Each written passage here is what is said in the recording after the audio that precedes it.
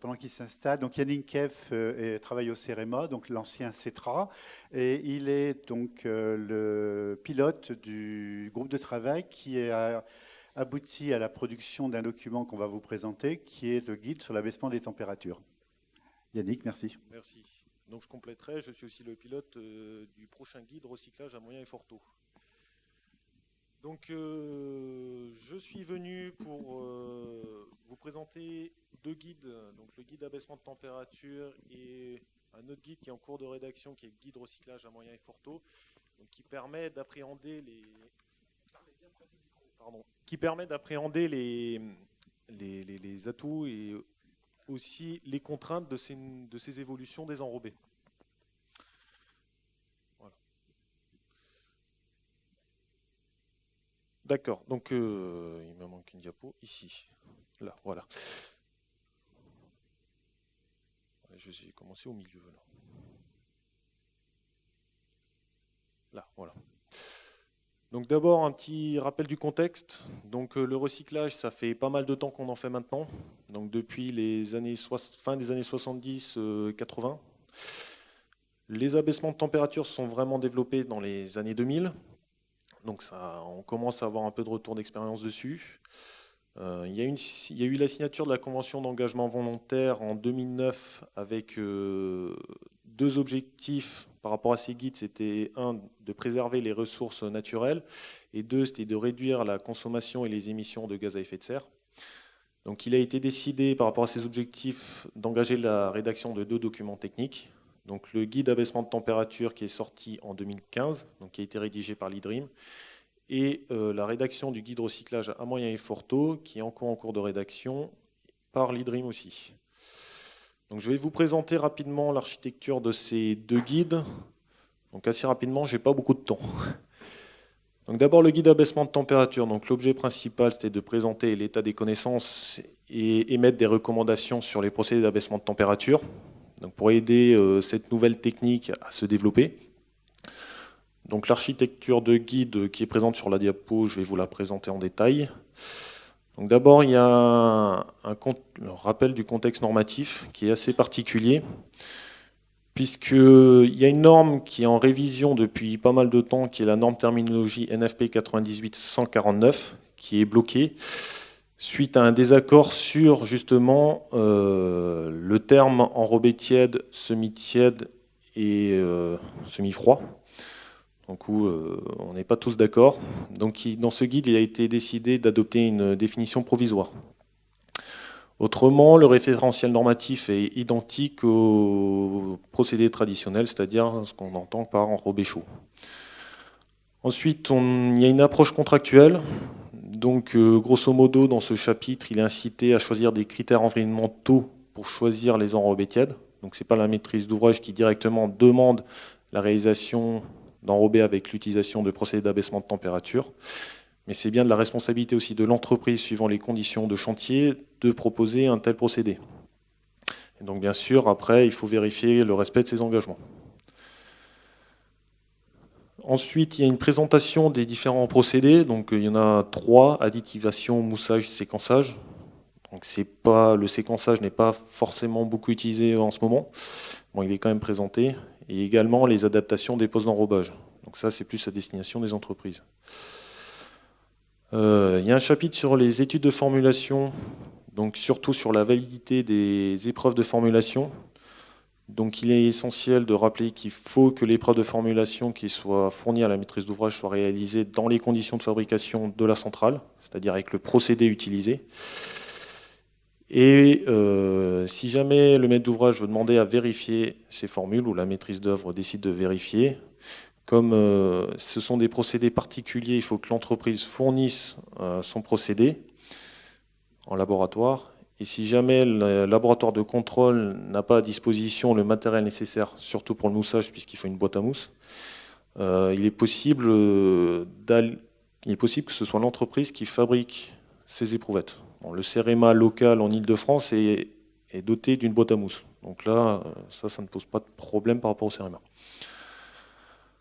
Ensuite, il y a un chapitre important qui est le suivi de chantier et les points de vigilance. donc surtout à destination des maîtres d'ouvrage. Donc ça va de la préparation jusqu'à l'exécution du chantier. Donc ça prend la forme d'une double page en tableau, assez facile à lire. Ensuite, il y a un chapitre sur les aspects environnementaux et sanitaires, donc par rapport à ces enrobés qui est très intéressant. Donc où on montre les apports de ce matériau-là, de ces procédés, donc au moyen des comparateurs et aussi avec des mesures sur site.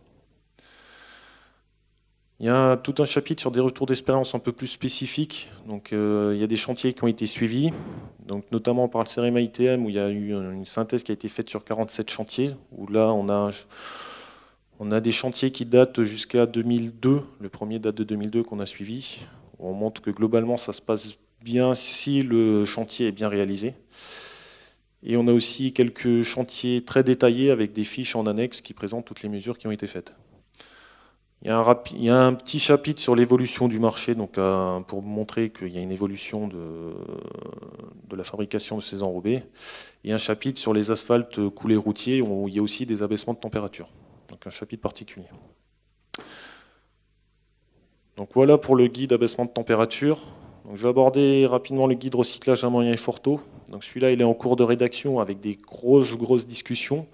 Donc je ne vais pas forcément rentrer dans le détail de tous les chapitres. Donc je vais survoler. Donc l'objet de ce guide, c'est un peu comme le précédent, donc c'est établir l'état de l'art des recyclages à moyen et fort taux et le promouvoir. Donc ce guide ne porte pas sur le recyclage jusqu'à 10%, mais uniquement entre 10 et 60%. Donc il a été décidé qu'entre 10 et 30%, c'est du moyen taux, et entre 30 et 60%, du fort taux. Et dans ce guide, on suppose que les agrégats d'enrobés sont conformes à la réglementation en vigueur. Donc pas d'HAP, pas d'amiante, pas d'hydrocarbures, tout ça a été vérifié en amont.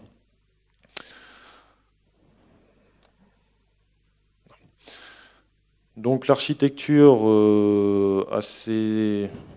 qui suit le déroulement d'un chantier. Donc en détail, d'abord sur les identifications et faisabilité donc, du recyclage à moyen et fort taux. Donc un petit chapitre qui détaille les contenus des FTAE, donc les essais d'identification qui sont nécessaires et aussi certaines qui sont facultatives. Donc ça c'est suivant le chantier. Il y a eu une création de catégories supplémentaires donc, par rapport à l'ancien GUN, donc, qui sera remplacé pour la partie recyclage par ce guide. Donc il y a donc, les catégories TL0, G0, B0, R2, R3. Bon, je ne vais pas les détailler là, qui ont été rajoutées. Et donc avec ça, une mise à jour du tableau de recommandation d'usage des agrégats d'enrobés. Donc suivant les agrégats d'enrobés qu'on a, on peut recycler à un certain pourcentage. Et puis il y a aussi une différenciation dans le guide d'une réutilisation endogène, donc ce qui est la majeure partie des chantiers, et la réutilisation endogène. Donc ça, c'est quand on rabote et qu'on réutilise directement les agrégats d'enrobés sur un chantier. Donc là, il y a une traçabilité très importante des agrégats.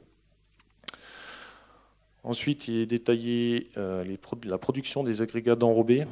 Donc c'est les bonnes pratiques pour élaborer les AE, les agrégats d'enrobés. Donc ça porte surtout sur les entreprises. Donc les bonnes pratiques en matière de fraisage, concassage, criblage et stockage.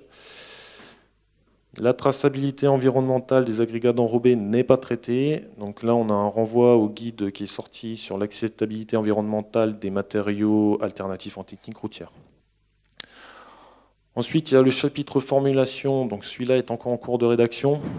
On n'est pas encore tout à fait tombé d'accord sur ce qu'il faut faire pour le fort taux. En tout cas, il va aborder les conditions de réutilisation et de validité de l'épreuve de formulation. Ensuite, un petit chapitre qui, celui-là, n'a pas été rédigé dans le cadre de ce guide, mais qui reprendra simplement la note d'information numéro 26 de l'IDRIM, donc qui présente les différentes centrales possibles en France avec les différents taux de recyclage atteignables.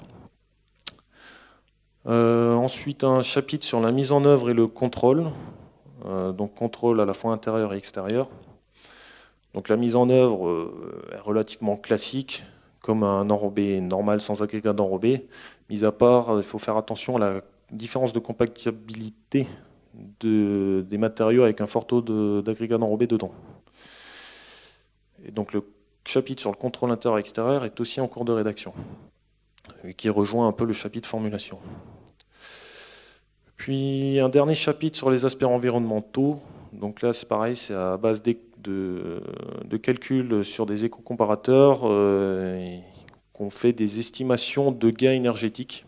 Donc on montre qu'il n'est pas forcément intéressant de faire du recyclage si on doit chercher des agrégats d'enrobés à 160 km. Donc voilà, j'ai été assez rapide. Donc normalement, j'avais 10 minutes.